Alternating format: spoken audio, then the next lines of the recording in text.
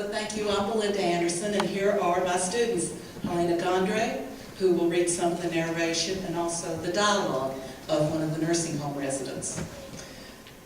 McKenna Coburn will read the character of Dina, the daughter of one of the nursing home residents.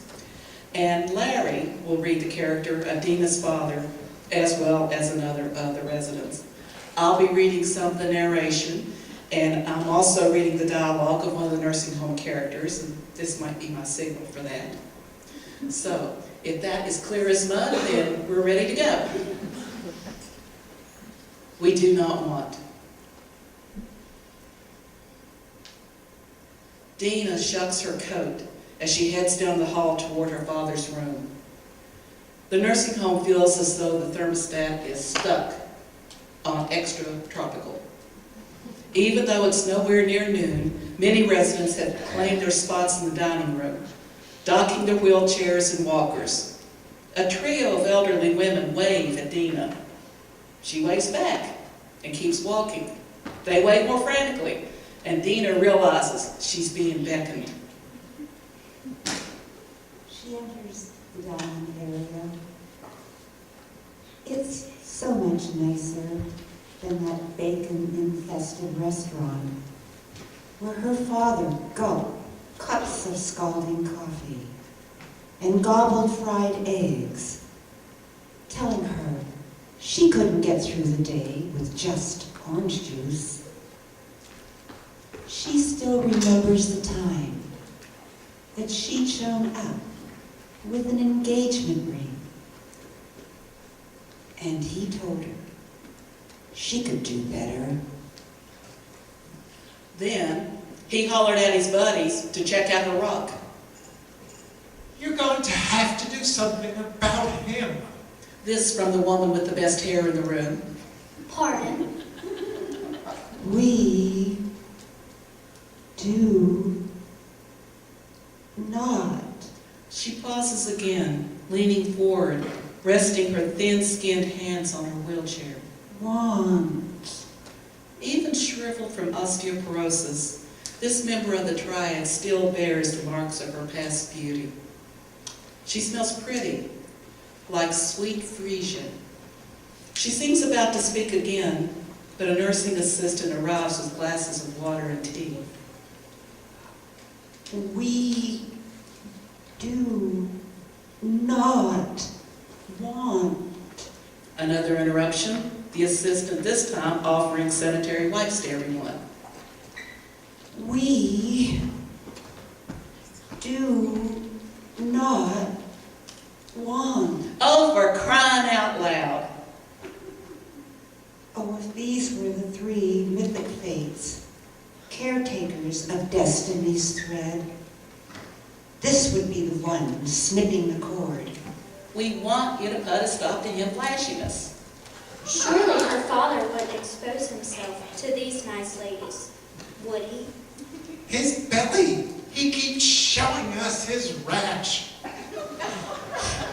I'll talk to him, but you won't have to put up with him much longer. He will be going home soon. Well, we can hope. Not likely. Really, he's just here for rehab to recover from a back procedure. Oh, we've heard all about that. How they had to shore up his vertebrae with cement after he cracked his back trying to break that stallion.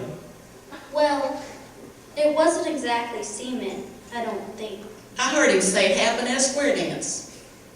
The man hasn't done anything more strenuous than lifting the newspaper in years. Told me bar fight. Doesn't matter. He's not going anywhere. The accused arrives, stumping into the dining room on his walker. He settles himself at a nearby table, and Dina excuses herself from the ladies to join him. Her father does not smell like sweet Frisian.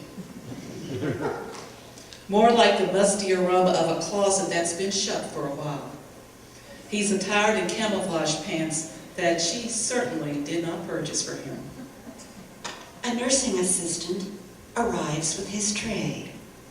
Today's offering: turkey covered in gravy, a roll, mashed potatoes, extremely cooked green beans, and a brownish piece of cake. Oh, it reminds her of the Thanksgiving special at the diner, where she and her father would have their holiday meal. Neither of their homes seeming right since her mother died. The nursing assistants asked Dina if she would like a guest tray. That would be great, but I can't have anything with gluten. The assistant stands silently. So, no gravy, because that would be thickened with flour. No roll, of course, or cake. But I guess I could have the green beans and the mashed potatoes, but no gravy. Trouble. What? She wonders if she could substitute a baked potato for the mashed. You always were a troublesome creature. Daddy, I'm afraid of the dark. Daddy, why doesn't Billy like me? Just when Dina thinks she cannot be more embarrassed, her father turns to the three fates and lifts his shirt.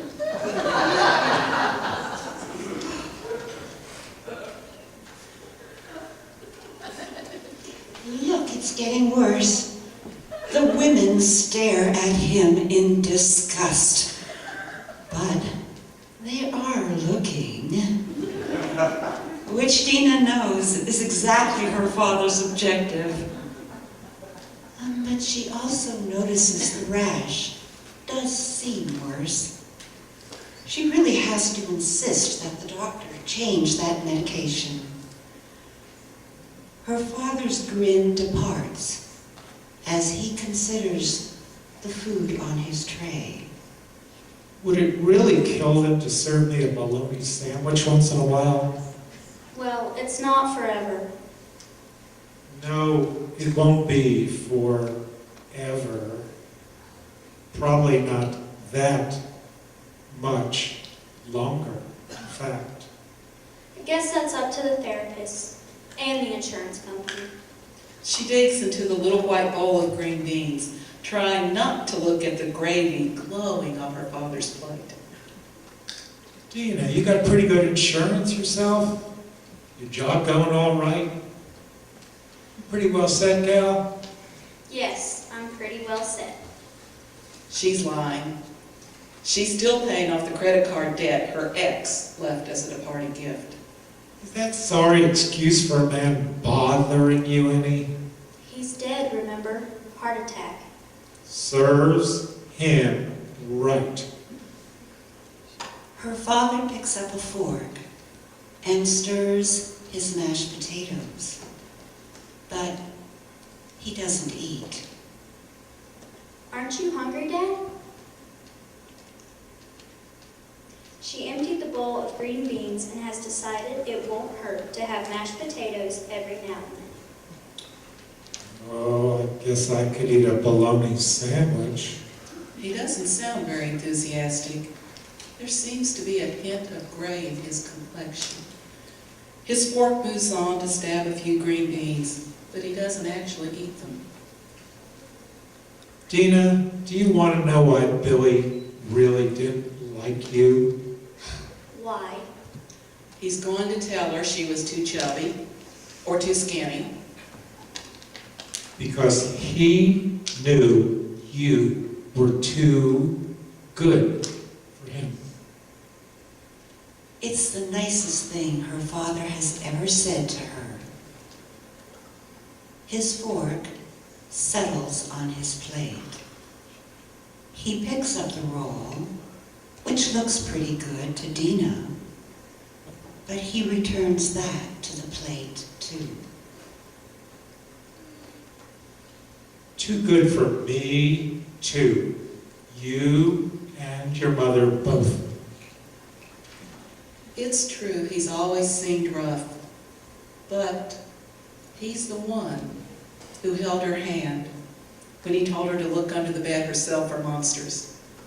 Right now he looks as though he might weep. This man who sat straight and dry-faced through his wife's funeral.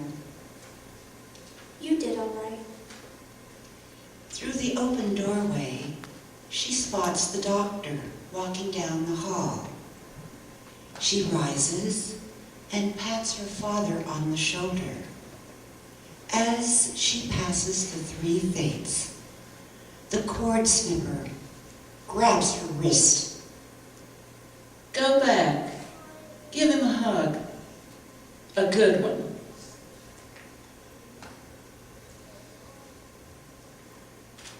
And Dina does.